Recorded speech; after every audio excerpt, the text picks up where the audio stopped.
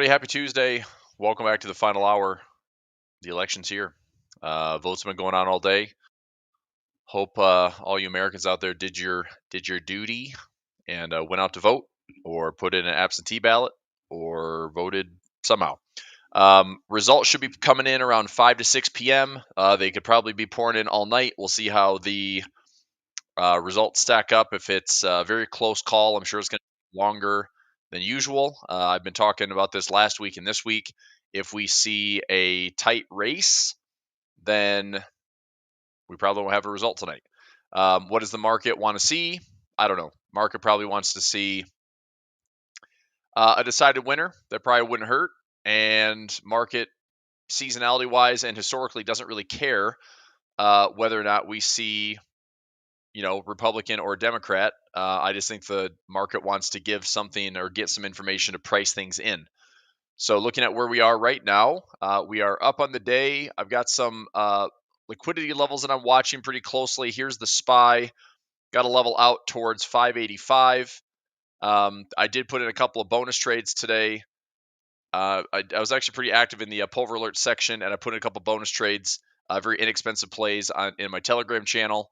So I took a SPY butterfly spread and an SPX butterfly spread. They're very inexpensive. I mean, if I pay 15 cents for the debit and I can turn it into $1 profit, I'm happy with that. That would be, pay 30 cents, gain $1, and walk away with 70 cents net profit. That's not too shabby. Obviously, the potential is, maybe 20, 30, 40 to 1 if it's going to pin there tomorrow at expiration, because the trades are out to tomorrow. So anyway, a couple levels I'm watching. Here is my SPY with a standing level at 585. Again, this isn't a big magnet like I'd like to see as far as the current nets and the order flows. It's still, it's there, but it's not a monster level like we've seen in some other weeks of trading. If I go SPX, same thing up here towards 58.50. So watching that level closely as well. That would be up another 80 points to the upside. Today from our open, 57.13 up to 57.81, so about 65 to 70 points on the upside today. Call option volume was pretty smooth. Most of the range trading started in the afternoon after 11 a.m. So I took a small loss on XPX this morning, got back in, took a partial, or actually took my full profit on a profit target, but just chipped away at the small loss on the day. It is what it is. It was a directional push, and I did have something in on the NDX, but I deleted it. I was only getting like 25 to 35 cents for holding it the entire day, so I didn't take the trade. I'm looking at the NDX here, like, well, if we get up to the upside, we could fill this gap. If we come back down and fill this gap, it's just a couple levels I'm watching today. So here's a gap area that price is currently coming into, and here would be a gap area for anything to the downside. Previous weekly highs, let's just zoom out for a moment. Previous weekly highs, it's interesting, this NASDAQ trade, so the high low from last week, this is last week's high, this is last week's low. This is basically encapsulating the last 1, 2, 3, 4 weeks of trading. So 1, 2, 3 establishes the high, the low, and 4, it's all stuck within this range. So it's interesting how we're right in the middle. Could we go higher? Could we go lower? That's the question mark that the election is going to give us. We got election tonight, and results possibly for the rest of the week, maybe weeks out. And then we also have the Fed on Thursday. Okay. Question from Sarah on the dollar, DXY US dollar. So we have currency strength showing dollar weakness today. It's mostly a risk on day. We got Swiss in the dollar weakest, Aussie on top. China had a pretty good showing today. Here's some China stocks down below. HSI up 2.14, Alibaba up 0.86, Baidu 1.38, FXI. Actually, this one trade I would like to take a look at right now. Let me check out something here. FXI. This trade. So I should have gotten in for like 27 cents. Let me see what it can close for. That makes a lot of sense. I'm $2 above price. It's a bull spread, and it's showing a higher debit than what I collected on the trade. So, I mean, the bid is 1 cent. The mid is 45 cents. I'm not interested in closing it there. Let me double check my balance. I think I took it for 27 cents. FXI, 27 cents. Yeah. And it's trading for 45 mid. Let me see. I don't know. I don't know if I can get like 15 cents out of this. See if I can take it. Nope.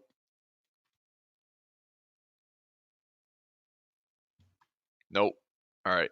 It's going to get canceled. I'm just going to sit on that a little bit longer, I suppose. JD's up to 40.08, and I have some sell call levels at 42 this week that expire. Also have some sell calls on OXY at 53 that expire. Also have some sell calls on Pfizer at 29 that expire. And I think I rolled that one more time. So I'm looking at Pfizer. I think I've lowered this cost basis down to under $1 now for a diagonal spread. Let me double check this here. So pending shares, just looking at my spreadsheet here. So my debit is around 82 cents total from a $25 break even. So I'm in profit on Pfizer. Just a matter of, I hope that Pfizer is not wanting to come all the way back into this area because that's going to be annoying. So as this one expires, so I've got an 11/8 expiration, and I lowered my cost basis by another 23 to 24 cents. So this shows, let me update this here. So 11/8 expiration, 29 sell call, and 3.17 profit per contract if called away. But we're trading at 27.85. I obviously need price to see it go up $1.16 in order for that to get called away. So as it stands right now, not getting called away, and I'm likely going to end up putting on another position. Either Friday I'll roll this if it's trading for a debit of less than 5 cents, or Monday I'll put on a fresh position and go out a couple of weeks. Okay, so back to the dollar index. Dollar's weaker today. I don't like this spot in the dollar for making a call right now. And why is that? Because we have major support in here, we have major resistance here, and we're sitting right in the middle. Right in the middle. So could we go lower? Sure. Could we go higher? Sure. So I don't know. So I'm not making any gutsy plays on the dollar outside of pending orders. I have pending orders to buy Aussie dollar lower. I have pending orders to buy New Zealand dollar lower. I am currently in pound dollar long, which we do have a rate decision on Thursday along with the Fed. We have the BOE, that's the Bank of England. And then I have a pending breakout trade on the dollar CAD. The only one that I'm long on right now is dollar Swiss. Dollar Swiss, I've been long for almost 2 years now. So it's been about a year and 10 months because I started these trades, late 2022. Started getting some positive swap early 2023. I've been in the trade that entire time, just kind of dollar cost averaging in. My target on dollar Swiss is to remain long to try to get up to 9,200. If that level hits, that's a lot of profit. I still see a big inefficiency in pocket all the way back towards 95.60. I'll say like 95.50 to 9,800. 95.50 to 9,800. I'll put a box on this one right there and see if that dollar Swiss can ultimately find that big pocket and inefficiency. So I think euro dollar will fall. Nope, I have no decision on these currency pairs with the dollar. If I wanted to pick a level on the euro dollar, I'd like to trade the euro dollar down here or up here. It's pretty simple. I think this currency pair of all currency pairs is pretty low volatility, pretty efficient, and we're sitting right in the middle. So just like the dollar index, I don't have a decision here. This could go high, low, lower, high, lower, low with a decision on the dollar to go post-election and Fed, or we go high to low and it pulls back here, flags, maybe retest the bottom again, and then it goes higher to retest resistance. So I'm not making any big decisions on the dollar. It's sitting right in the middle. You can look at the US dollar. You can look at the DXY.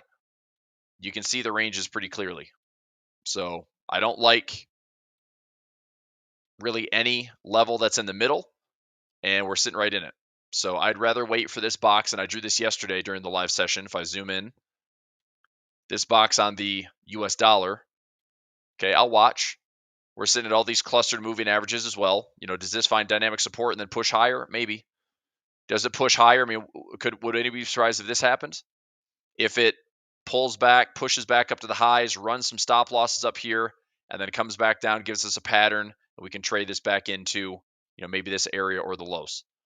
So I would like to see a pattern. I'd like to see something I can trade, but nothing yet. Okay. For those that have Pfizer, I mean, it's not a bad stock to be just dollar cost averaging into. I mean, honestly, if I was going to start a trade from scratch on Pfizer, basically I started just buying it. So here's what I have in total on Pfizer. Let me go to the stock price really quickly. So let's see here, Pfizer. So I started to buy some shares. I own some shares. That's basically about $1,000 position that I just started to dollar cost average into. I have pending orders down a little bit lower at 17. Those are near the major support level lows over the last like 10 plus years. So that I buy it. Bought it at 28.81. I don't have anything covered right now. My target price on this is about $35. So the trade that I'm in that I talked about was a diagonal spread where I bought the 25 call and I've been selling against it every 30 days or so. And then now that I'm getting closer to my January expiration, I'm selling it more aggressively like every week. So I'm trying to whittle this thing down. And I mean, honestly, give me another 2 to 3 weeks on Pfizer. I will essentially make this trade risk free, where if we stay above $25, it's all profit. So right now my break even is around 25.82. And I could lower the cost basis. You look at my Pfizer position here, it's up around $16,000, but I'd like it to get called away at 29, which means another, let's see, $1.16, let's say $1.15 a gain. So 15,961. Okay. And then $1.15 times 1,000 times 7 plus 15,961. So, I mean, if I get it called away at 29, I'm looking at about a $24,000 profit on Pfizer. And that's not counting the shares that I have here that I'm just looking to get in and hold. If I'm in for $1,000 and I turn it from 28.80, let's do the math on that. So if I get $35 minus 28.81, I'm in for about 50 shares. So I make a little income play there at 309.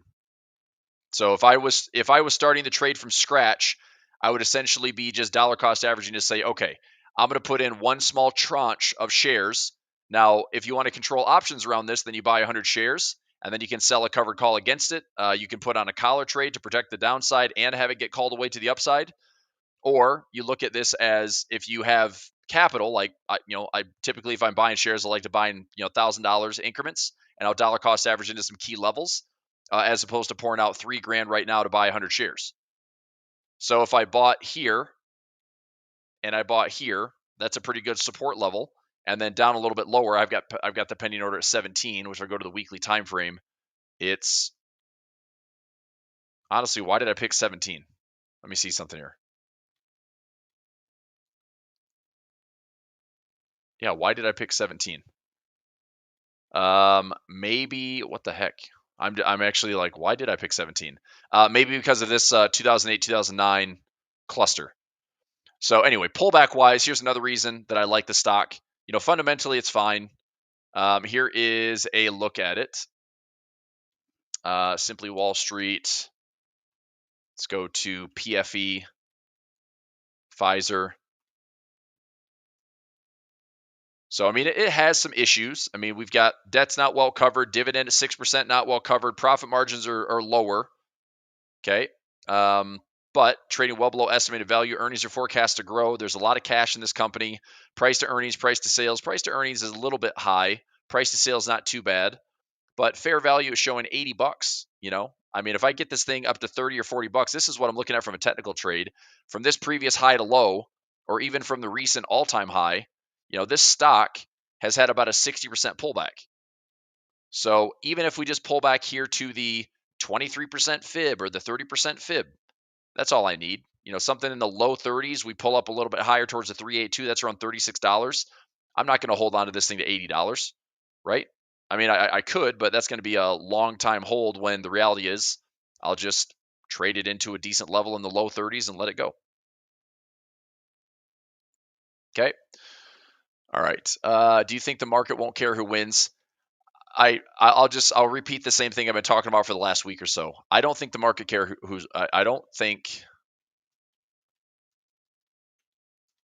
the market truly cares. Okay. You have to remember the market's made up of people. Okay. People care. So emotionally, there's going to be some sentiment. There's going to be some swings in the market. Whoever wins. Okay. Um, Markets like certainty, not uncertainty. So who wins? We don't know.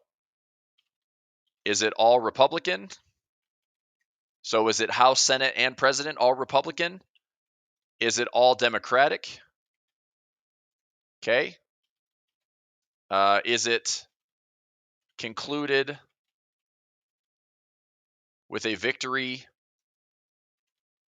today? Because the market's likely going to use whatever clues it has to price in the next big thing. I mean, we have seasonality that should push the market higher. November, December historically are pretty darn bullish all the way through January. I know we're sitting here at 20+% for the NASDAQ and 20+% for this S&P, and gold's up 20+%, and silver's up 20+%, Bitcoin's up 100%. All these things have been performing well. Sectors have been rotating where it's not just Mag 7, it's not just tech. We've got utilities and financials all doing pretty well. You look at the sector performance year to date, it's been a pretty decent rip for a lot of sectors that don't usually perform well. So communication services, 26.74. I want to say that's a lot to do with Netflix and Meta. Exactly right. So Meta was back up near all-time highs.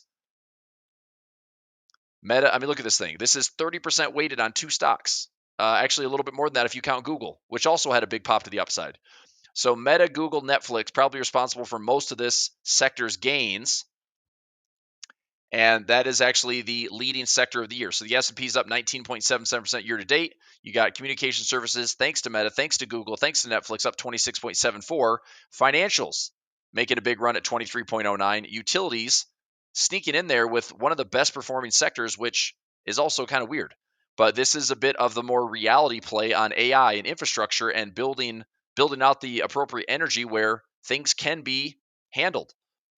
I mean, with this big capex spending and hundreds of billions of dollars going into AI, the AI infrastructure costs money, and that infrastructure costing money is going to be probably partnerships that we see with big tech and utility companies, energy companies, and you're even starting to see big tech and big energy talking about going back into nuclear, going back into uranium, going back into other maybe it's freaking coal. It's like it's just something to power the grid. I mean, we're not at clean energy yet.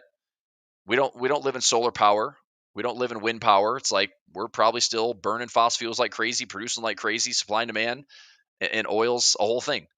But utilities is a surprising sector, but it's right there. So every sector year to date is doing pretty darn well. What's interesting is healthcare has only performed 7.62%. Now, I don't know if that's because margins are extremely low in healthcare, but pretty much all of our jobs this year have been in healthcare and services. So, I mean, you've got government, which the revisions have been terrible to the downside, but healthcare and services have been mostly positive. So, in fact, I mean, most of October was all healthcare services and government. But anyway, that's your sector snapshot. Like it's all green, which is good. The big performances have been market cap weighted. And even if look, I mean, you can sit there and say like, well, I should have done this in this sector. And if I divvy up my sector, think about this. I'll just talk hypothetically here. Let's say that you have a $100,000 portfolio. Okay. And you're just going to simply equal weight the sectors. So there's 11 of them, right? 1, 2, 3, 4, 5, 6, 7, 8, 9, 10, 11. So if you take a $100,000 portfolio, okay, $100,000 portfolio divided by 11, that's about a $9,100 allocation per sector. Now, obviously, the ones that are going to be performing best, if you have this sector that's performing better versus all the rest, right? That one's doing pretty well. That one's doing pretty well. That one's doing pretty well. But with this underperforming, now it's still green, so it's not a bad thing, but underperforming in the single digits, okay, is it better to go equal weight sectors or is it better just to buy the index? at a glance, I would imagine that it's probably better just to buy the index because all these top performers are where? Inside the S&P. So if you want to make it easy, that's why there's dollar cost averaging. That's why there's indexing. That's why there's, the S&P, the SPY, the Qs, the NASDAQ, all those things have been so popular for so many years because they work, but all your eggs in that basket, obviously you'd have to understand how to trade some protection because I would not want to be responsible for, oh my gosh, the S&P is down 10, 15, 20%. What do I do now? We got to know how to protect that stuff. But for the year so far, the sectors have been doing pretty well. And even if we go into a downturn and the S&P is red, there might be one or two sectors that carve out some minor gains, but there's nowhere to hide when the stock market's going lower. The correlation between bonds and equities have been really tight, like 65 to 70% correlated. So just like we saw back in 2022, if the S&P is going down, bonds are probably going down too. So it's going to be interesting how, this year and next year play out. I mean, this year I would think path of least resistance. Market had a great first half performance. If there's no major surprises, Fed's cutting rates for November and December. There's a lot to be said for just momentum carries on and melt up and drift higher. And as we get through November, look, we're only a couple weeks away from starting holiday trading. So if we get through the election and the Fed, we have another round of CPI data. As long as the market's not caught off guard by some crazy glaring miss in inflation going way higher, and all of a sudden the Fed is being hit for like, oh, they pivoted incorrectly, they shouldn't have cut rates. The 10-year yield is going up to 4.6, 4.7, creeping up to 5%. If the 10-year and the 3-month get out of the inverted yield curve for the first time in several years, like these things are out there that could make a difference. But with all the momentum that we've seen so far, with basically dodging the bullet like we saw back in August, that like late August in Japan deleveraging for that like 3 to 4 day window, if the market can dodge that and there's no real, hard felt every sector, every part of the economy is getting hit with a recession, this weird transitory rolling recession has survived. We've seen stocks perform fine. We've seen sectors that get hit harder than others and underperform compared to others, but it hasn't been a broad market sell-off, right? So that being said, I don't think the markets really care. I think if it's a full sweep on Republican or full sweep on Democratic, the market may not like a Democratic sweep because there's probably more tax implications. If it's all Republican, the market may not care about anything other than better for bottom line because it's going to be maybe a tax reform that's lower taxes, favoring corporate gains, favoring deregulation, favoring all sorts of stuff that would be better for the bottom line. Democratic, look, both Republican and Democrat parties are socialists for their own kind. So Republicans, you can call them socialists for the wealthy. Democrats, you can call them socialists for the poor. Either way, they're going to spend money. $4 to $7 trillion is going to be added to the debt. We haven't heard about a debt ceiling since 2022. I don't know if it's going to happen again. It's like the market doesn't seem to care that debt has been added 6, 7, 8, 10, 12 trillion dollars over the last 4 years, and nobody seems to give a crap. So are we steering straight ahead towards a big old financial reset iceberg? Maybe, but nobody knows the timing of that. So, and this being said too, the market can also grow along with debt. So I know it's unsustainable, but if the market grows, let's say that the US GDP grows at 3, 4, 5%. Is that enough to outpace inflation? Is that enough to get us? On paper, yes. Doesn't mean it's good for the everyday American. Doesn't mean it's good for people living paycheck to paycheck. Doesn't mean it's good for households that are, spending anywhere between $2,000 to $3,000 more a month. Potentially $20,000 extra a year. Did you see that the average house price, the average homeowner now went from 49 to 56 over the last 3 years? You now need another 6 or 7 years of earning and income just to be at the median home price right now. Look, we know it's expensive. We know stuff's expensive. It doesn't feel good. So is one president going to step in and change everything? Probably not.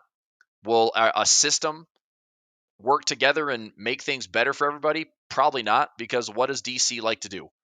Gridlock. There's no bipartisan anything other than military. Are we going to cut social services? Are we going to cut Medicare, Medicaid? Are we going to repeal and reform and take away the CHIPS Act? And it's that's the only other thing. It's who knows, man? All this stuff is up in the air. It's it just depends on how ugly things get in DC. But it's crazy that it's like for the greater good, it doesn't seem like a lot's going that way. Seems like it's mine versus yours. And I want more and you can't have more, you know? So doesn't feel like a common ground is out there. So it'd be nice to see some compromise. It'd be nice to see some middle ground. It'd be nice to see some common sense, but it doesn't seem to be the case. So does the market care? I keep going back to that. Does the market care? No. Market will care if something is really going to matter to markets. And what does the market truly move with? Okay, the markets move with earnings, interest rates, and we'll say monetary and fiscal policy. Okay, those are the biggest and without a doubt largest influences and impacts in the market. Earnings growth is actually forecasted to go higher, and that's why we've said the last couple of weeks, like this market is priced for perfection. Doesn't mean it can't deliver, but we just saw Mag 7 earnings that beat top and bottom, but the bar was lowered, so it's not like it's expanding at these crazy high multiples. It's just steady, right? But growth is slowing. Forecasts have come within pretty like lame expectations. But interest rates, what's happening? Well, the Fed is cutting, but the bond market is expressing that yields are going higher, which means major financing is going higher with it. So unless that 10-year yield that we're watching is going to drop, interest rates are going to choke out some gains. So if interest rates go too high, that's going to choke off growth. Okay, markets move with earnings. If we're choking off growth and companies can't grow as fast, that's going to bring the markets lower. Monetary and fiscal policy. Well, the Fed's cutting rates right now, so that's supposed to be helpful. Fiscal spending is supposed to be helpful, but at some point, is this unsustainable? Maybe, right? But I would say the market would probably hate the most having lackluster earnings and seeing the interest rates continue to stretch higher because inflation isn't going to be 2%. And the 10-year yield is going higher, so major things with major financing to the consumer will be way more expensive and harder to buy. And 70% of our country is buying, right? Consumerism is 70% of our GDP. But this is what truly moves the markets. So if these are impacted by policy, then the market starts to price things in. But if these are just, okay, we'll worry about it later, the market doesn't care. Path of least resistance, seasonal pushes, seasonal flows, upside. Why? Because the first half of the year showed it. Second half of the year is usually path of least resistance. So we're sitting around 20%. Can we get to the end of the year at 23 to 25%? Maybe. I mean, heck, can we melt up to 30% and then give some back at the end of the year to 25%? I don't know, right? I don't know. But until, and I keep going back to this on the charts, until price is going to prove that it's actually breaking all this major structure. Let's go to the SPY real quick. Okay. Look at all these indexes. Look at these charts. If this market is going to pull back, okay, it's pretty well supported at current levels, and it's well supported here and here and here. And it's truly well supported in here as well. These are all levels I'm interested in buying. That's a 100 period EMA. That's 200. It's a 144 and a 200. So those are three small levels I'd consider buying, and then the August 5th low, consider buying. And why is that? Because even if the structure were to break, I think the market can still pull back and have a rally there. And then if the bears are really in control, then we make a lower high and lower low. And then we see what this market wants to do. If it rolls over on itself, look, there's room to fall. There's room to rally. The question is, do you get out here or you try to hold out for a retest of the high for a range?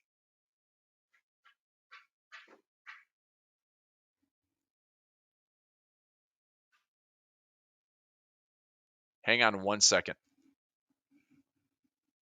Hang on one second.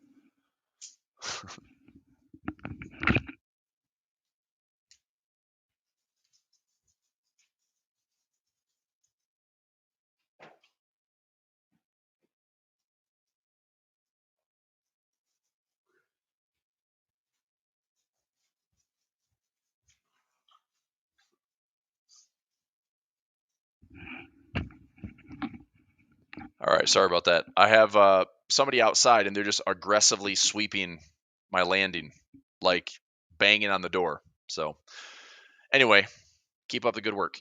Okay, Sarah says, homes in my area 10 years ago, 150 today, 500K for the same crappy houses. I know. You're welcome to the housing market. It is the most unaffordable housing market we've ever had because interest rates are high, house prices keep going higher, supply is lacking. The biggest builds are going to be single family rentals or maybe single family homes if prices come down. That's another thing that has to change. All these people that are sitting on these, $500,000 houses or $1 million+ houses, they're not truly worth that much. It's great to have this awesome run in equity, but depending on your market, if you don't have people that are silly enough to buy that type of price, then the house prices go down. So it's supply and demand just like everything else. But the hard part is nobody's moving because about 75 to 80% of the country is sitting at sub 5% interest rates. And then because of COVID, there's like 65% that are like sub 4. So there's a lot of equity in homes right now, and people are borrowing against that and borrowing at cheaper rates, or they did already, but not now. So yeah, but that's not that true. Hedge funds buying them up. That's such a small. I looked into that. Like I was like, well, great. You got the BlackRocks of the world buying all this real estate. It's still less than like 2 or 3% of total home purchases for now, until there's defaults, until there's delinquencies, until people are closing on homes they can't afford, and then yeah, there's going to be somebody there to scoop it up from them. Banks will take it. Hedge funds will take it, but it's still a very small percent right now. All right. So long story short, pretty well supported on pretty much every index that I see. So do we have cushion to the downside? Yes. I would be interested in still buying some dips, and I don't know what's going to happen this week. I don't know what the market's going to do tonight. I don't know what the market's going to do tomorrow.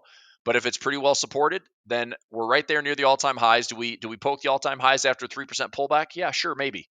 Right? Otherwise, we have an island gap right here. Maybe by Wednesday's close, are we higher? Well, there could be some momentum there. Are we lower? There could be some momentum there. I don't know. So I'll figure it out. I'm positioned both sides. Okay, go to the NASDAQ. Same thing. We haven't hit all-time highs since July. We're sitting on the backside of this trend line, but that doesn't mean it's a break because this trend line might mean nothing compared to, look at my moving averages. If we pull back in here, we're pretty well supported, all the way down to the 144, the 200 moving average, all the way back down to the August 5th bottom. I like that as area 1, 2, and 3 for some defined risk trades, even if we come back up to these highs. Okay, the NASDAQ, I said this before, when we first had this rip lower, I thought, well, this market could just keep grinding and grinding and grinding and grinding and grinding until it hits the highs again, and then we get a fake out and it's a range, and the Qs end up doing that. I wouldn't be surprised if this thing struggles to make higher highs if we actually do see at the end of the year or beginning of 2025, we see the market actually selling off pretty aggressively. Just technically, but maybe that means nothing. Okay, so that's the Qs. Dow, similar to the S&P, has been hitting these all-time highs. I'm not sure how many we had. I know we've had 47 S&P all-time highs this year. Not sure about the Dow, but same thing. Pretty well supported all the way back down to the 144 200 moving average and the August 5th bottom. I still like. I'm very interested. So the deeper we get, the more interested I am at allocating some of the spare cash that I have sitting around. Okay. Until then, I'm just income trading. If we go higher, great. If we go lower, I'm hedged. So I'm kind of playing both sides right now. Okay. All right. Russell actually having a heck of a day. Wow. I mean, 1.67, Dow's up 0.8, Q's up 1.31, SPY up 1.1. Russell making a big old move to the upside. I mean, that's kind of fun. So let's see if that goes higher. I'd love to see. I mean, I saw some interesting reports on Russell. Like most of the companies in the Russell are showing less than stellar growth. So I don't know if IWM is the trade or if you want to do like the IWX, which is the top 200 to trade like the top 10% of the Russell. In a way, this one almost looks better. Because if we have, I mean, it's 3% off the highs. We actually hit all-time highs many times this year. Yes, we've had a pullback, but that high to low pullback was around 3.7%. But I almost think that the top 200 gives you a quality play in small caps as opposed to the full 2000, index, right? So actually, I want to add that IWX. I want to add that.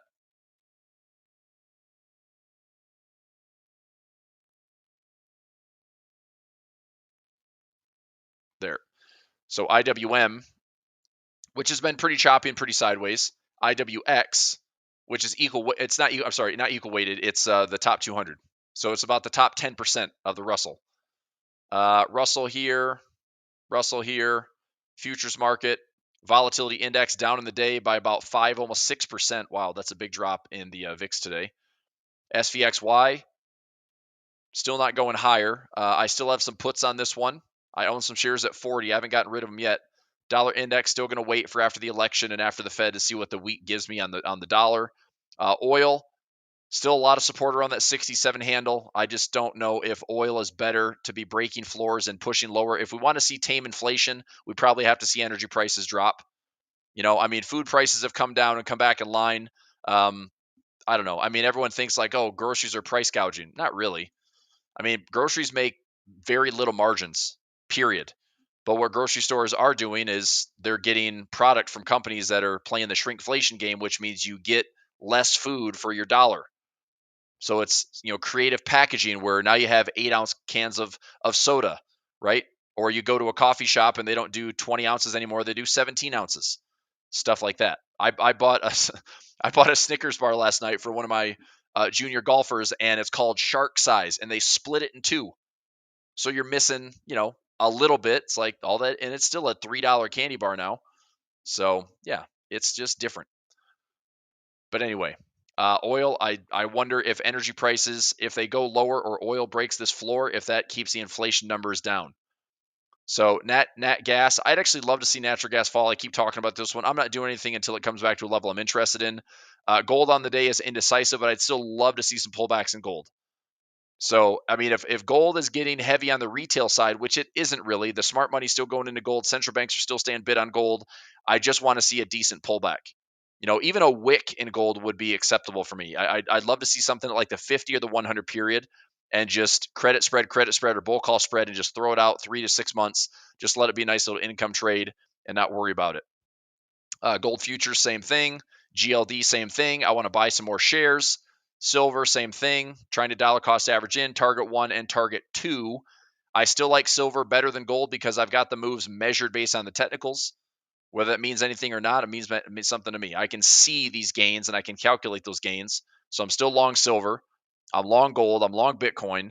And that is one piece of my portfolio that really hasn't been an outlier performer. It's good. It's steady. I'm up a decent amount in silver and gold. But Bitcoin, as I've dollar cost averaged in some of these ETFs, if we break through 74, I would think that Trump is probably a better winner for Bitcoin as far as the Bitcoin rally goes.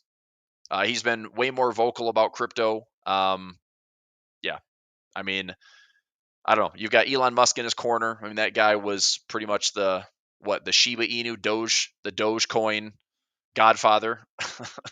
So anyway, I mean, there's crypto exposure, and I think that was a bit of pandering. But it'll be interesting to see if, when you got companies like MicroStrategy and then you got some interest, maybe like Microsoft, that's talking about maybe we should add some Bitcoin to our treasury, add some Bitcoin to our balance sheet. Who knows?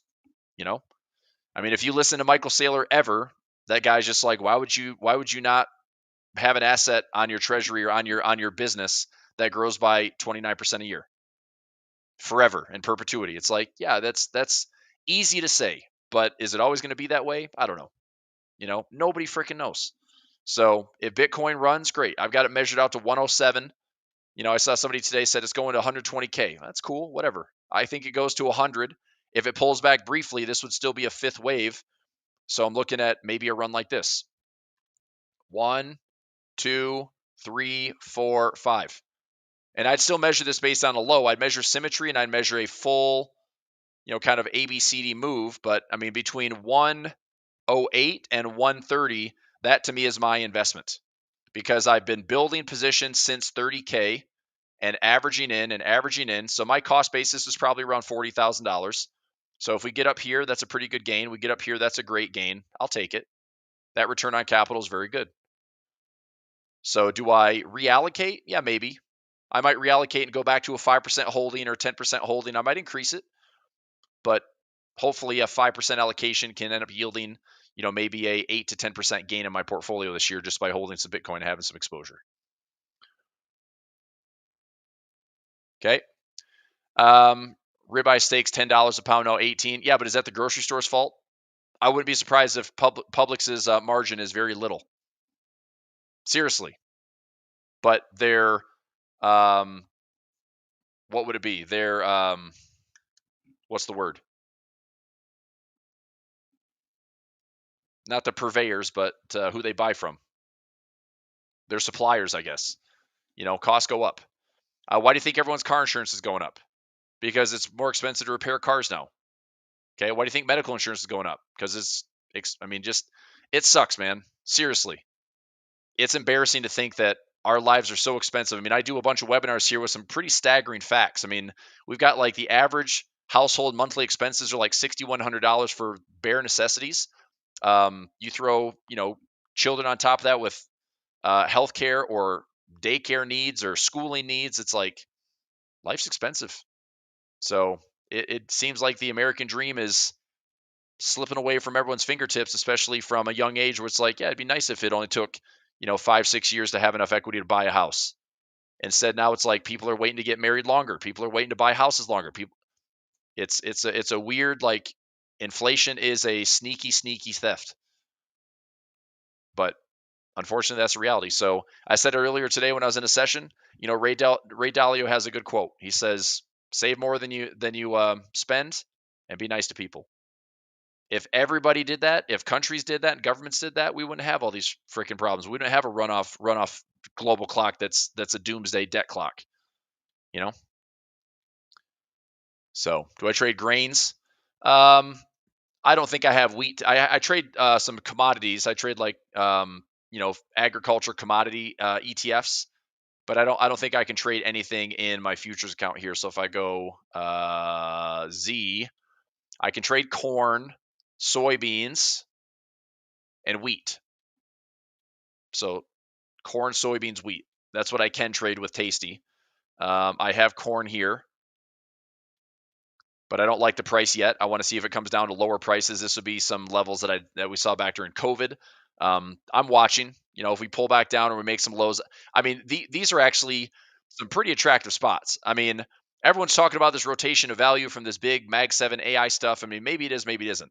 But if commodities get beat up so badly, I think that's a set it and forget it trade. If we have a big old squeeze and there's supply and demand forces at play, I think getting some exposure on corn futures at a dirt cheap price would be pretty profitable. I think the same thing on soybeans. Okay, we come back into these multi-year lows, even through COVID lows. It's like, I mean, that'd be so attractive to get something in there. If I go ZW, that should be ZW should be wheat, right? Yep. So I'll add that in. Let's go ZW.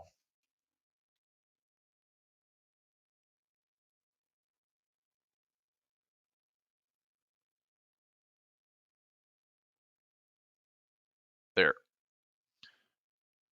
And there's my ZW. So, I mean, some pretty interesting lows back in August. You look left on the chart, like 2019, 2020. I mean, there's still a little bit more room to the downside if we can get there. Now, whether we do or don't, I don't know. But I might as well be bargain shopping. If I'm going to buy all these commodities or look to be long these commodities, they better be freaking cheap. And I don't want to be playing some short-term garbage either. I'm looking out like, look, man, let this trade just give me 6 months to 12 months and give me some time, make it risk defined, and maybe throw 0.5 to 1% out there, make a good couple of stack trades on these positions, and maybe I can turn a 3 to 5% risk into a 10% gain, something like that. And that's just one of many in the portfolio, and we'll see if it catches some fire. All right. One thing I want to be watching here. This is junk bonds, so this is JNK from Bloomberg. We're up on the day, which is probably a good thing. I've been watching this one, spot checking this every day, because anytime we have these big, like, not flash crashes, but we have these big drops within a couple of days, that means that bids and asks get a little bit wider. That means the market gets a little bit wider, so a little bit less liquidity. If you experienced this back in August, how many of you were able to get out of trades you wanted to get out of, or get the prices you wanted to get back on August 2nd and 5th? Especially August 5th, probably nobody. Unless you were buying stuff, getting out at the prices you want, those bid asks were way, way, way wide. So if this gets nasty, the market does too. This is the fire exit, and everyone's going for the same door. That is the one scary thing about the market. It doesn't take a lot of market it doesn't take a lot of dollars to truly move the market. And so when things are really moving, we can have some outlier moves. I mean, I talk about a lot of this stuff in my practical options course, but the standard deviation is 68% covers one standard deviation, right? So one SD covers 68% of movement. You get into two standard deviations, you're at like 96%, and three standard deviations, you're 99.7%.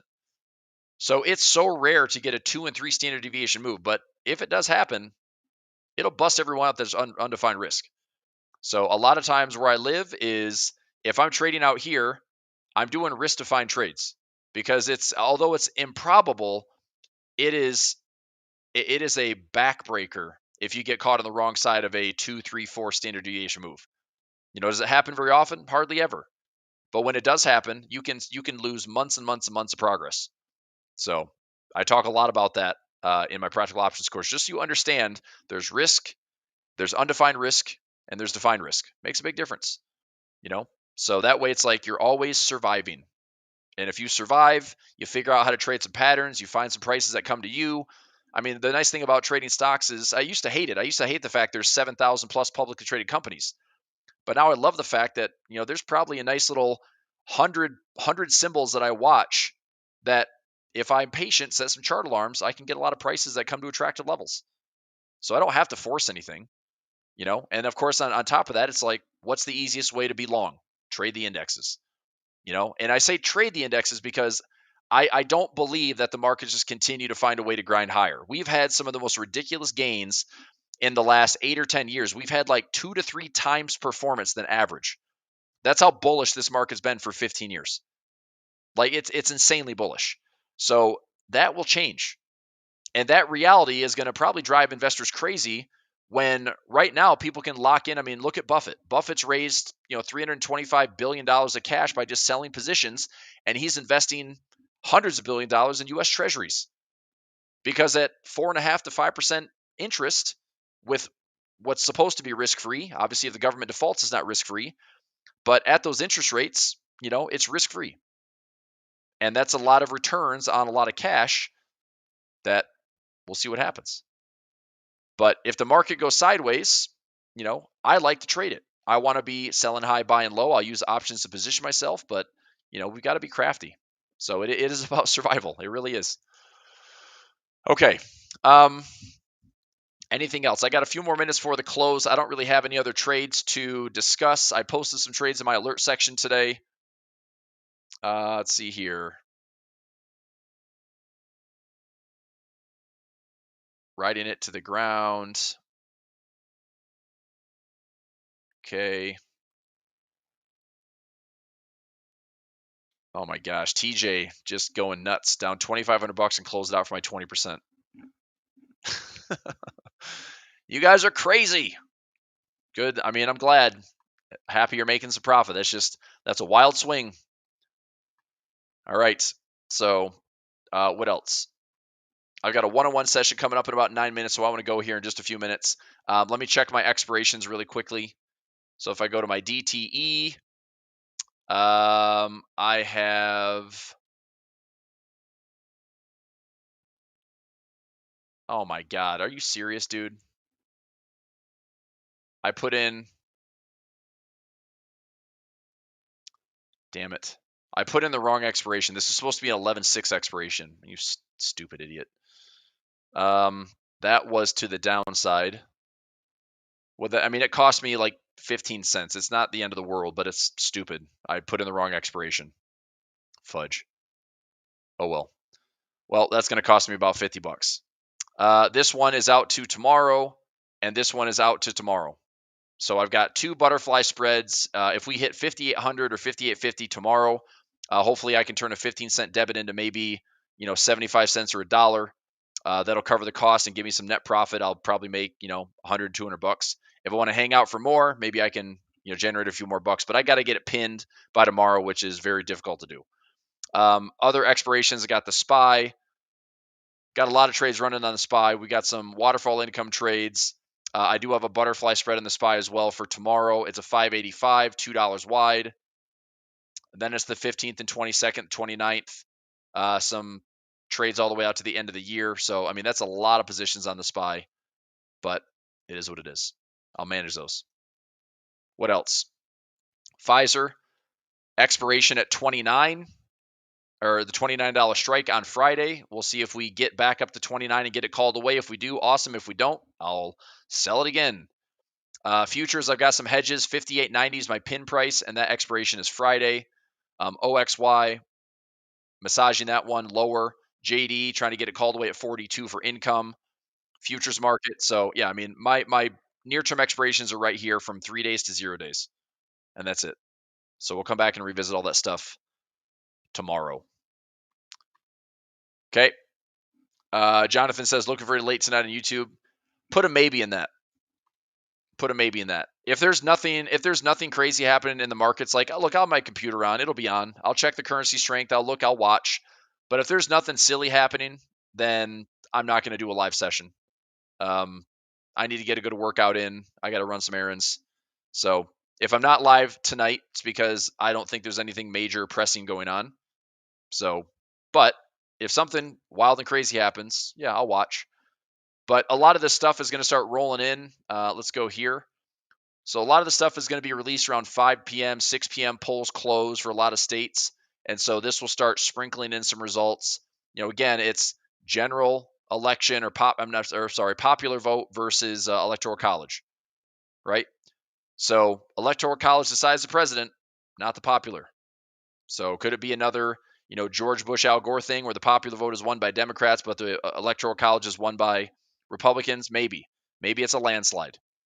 Landslide Harris, landslide Trump, I have no idea. Okay. I just don't want to see what feels like democracy in question. That's probably the most discouraging thing, to think that like democracy is gone and over. And this is like one of the last elections that we see that actually has, I mean, look, 2 candidates is crappy enough. 2 candidates you're being force fed. One that comes with no primary, and one that was a former president. That probably one of the more divisive presidents in the world that we've seen, or in our time. Like him or hate him, it doesn't matter. It's like Harris or hate her, doesn't matter. Okay, it's going to happen regardless, right? Father Time is undefeated, so whatever happens, I'm going to try to deal with it and trade it. So we'll find out. But if I'm not doing anything tonight